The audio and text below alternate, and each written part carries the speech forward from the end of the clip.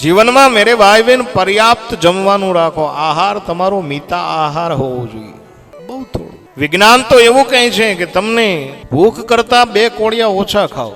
આપણે નહીં લોક સાહિત્યકાર ઘણા બધા નથી વાત કરતા, આપણે બોલો નાજોભાઈ આહિર આપણે એ કે નવા લગ્ન થયા અને ભાઈને ખાવાનો બહુ બોલો તે નવા લગ્ન થયા ભોજન ખૂબ જોઈએ. એટલે નણંદબા અને નવી જે આવેલી પેલી વહુ હતી એ બધી ભોજન માટે બધા બેસી ગયા બહાર અને રસોડાની અંદર રોટલા બનવા માંડ્યા હતા. એક રોટલો બન્યો, બહાર ગયો.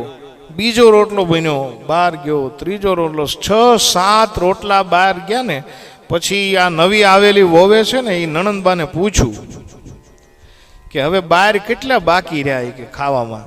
ત્યારે એ ઓલી બેને કીધું કે હજી તો મારો ભાઈ જ ખાય છે, હજી બીજા બધા બાકી જ છે. તમે પરણેતર કરીને આવ્યા ને હજી મારો ભાઈ હજી બોલે પણ હા એ કે હજી બનાવે જ રાખો, એ કે હજી તો એ પૂરું નહીં થાય. ત્યારે ઓલી એ કાથરોટમાં હાથ ધોઈને કીધું તારો ભાઈ એ મારો ભાઈ, આની એને જિંદગી કેમ કાઢવી? પાછું વળવાનું નામ નથી લેતો. અતિ જમો નહીં.